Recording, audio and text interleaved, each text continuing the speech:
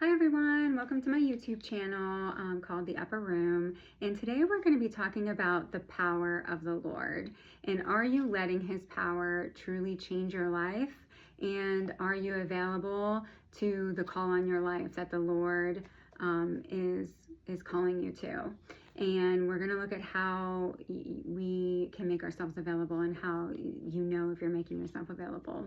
And so we're going to look at the life of Moses actually in Exodus, and how the Lord found Moses as he was being faithful to what his job already was, which was tending sheep. And it says in Exodus 3:1, one day Moses was tending the flock of his father-in-law Jethro, the priest of Midian. He led the flock far into the wilderness and came to Sinai, the mountain of God. And there the angel of the Lord appeared to him in a blazing fire from the middle of a bush. Moses stared in amazement. Though the bush was engulfed in flames, it didn't burn up. This is amazing, Moses said to himself. Why isn't that bush burning up? I must go see it. So the Lord saw Moses coming to take a closer look. And that's when he said, Moses, Moses. And Moses said, here I am.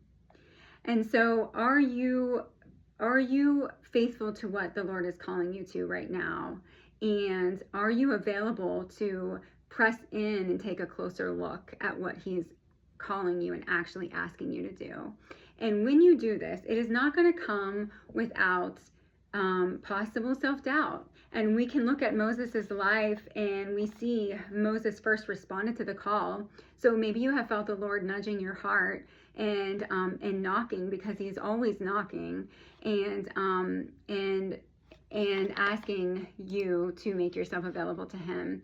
And so we can see in Moses how Moses doubted himself. So maybe your first response to the call is you have not made yourself available, or you have, but you're afraid, and you're afraid to step out. And that fear is limiting you.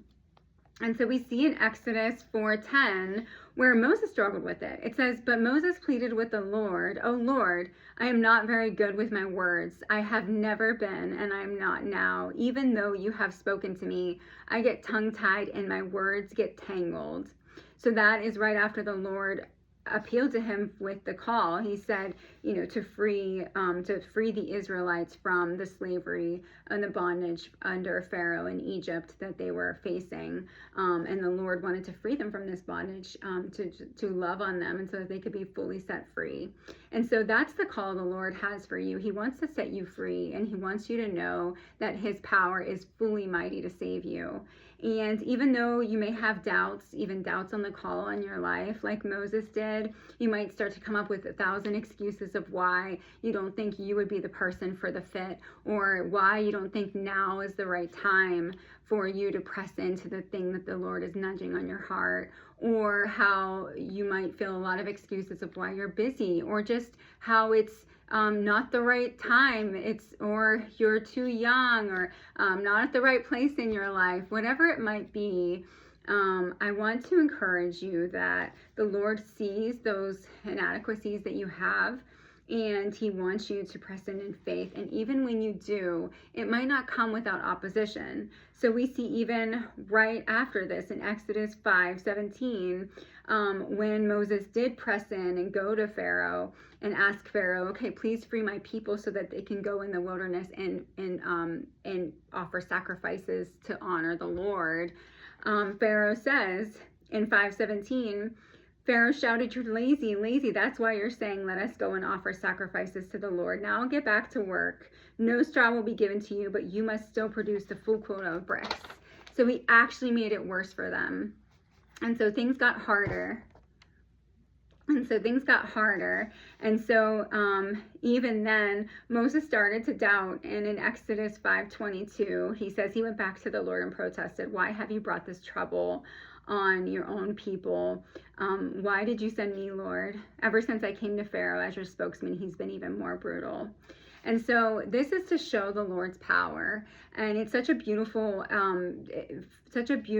revelation of the Lord's love for us. Two things: one, his love, and two, his power to save us from the bondage of anything we face, whether it's bondage of fear, maybe you're struggling with sin, with selfishness, gratifying your flesh. Maybe you're stuck in you're stuck in a situation where you've been wanting out, and you've really realized that your way isn't working for you anymore, and you want a better way, and you want to surrender to the Lord. And so he's there, and he, number one, does this by revealing his covenant with us.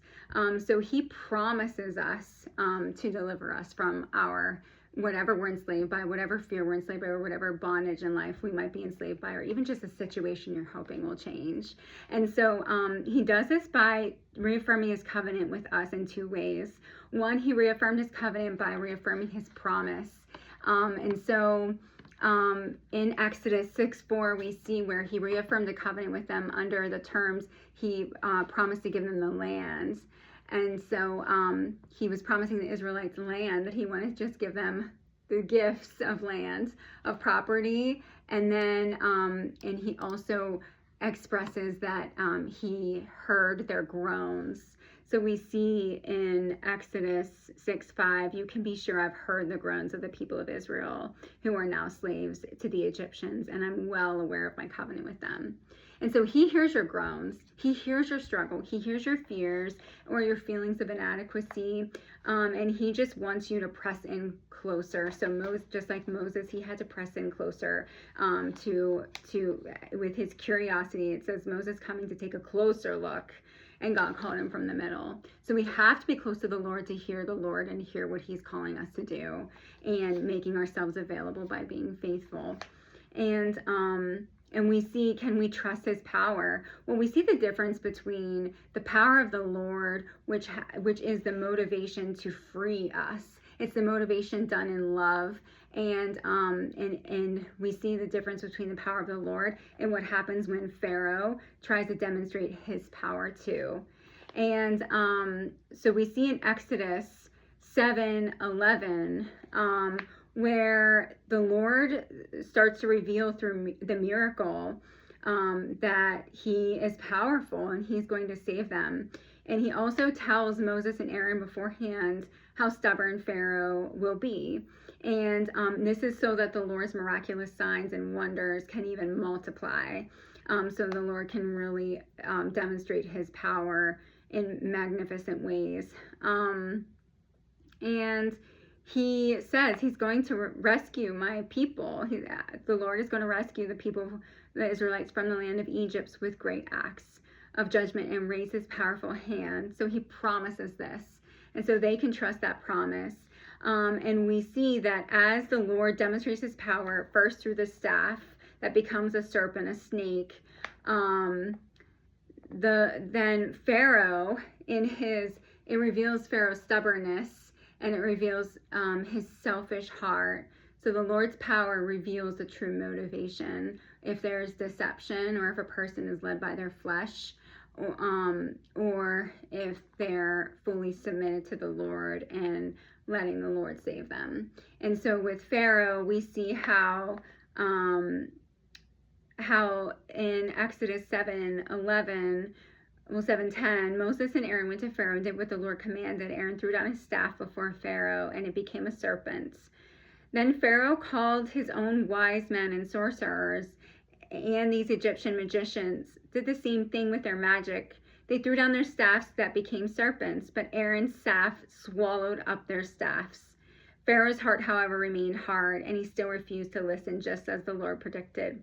So we see that the Lord's power is more powerful than these magicians and sorcerers, because it says Aaron's staff swallowed up their staffs.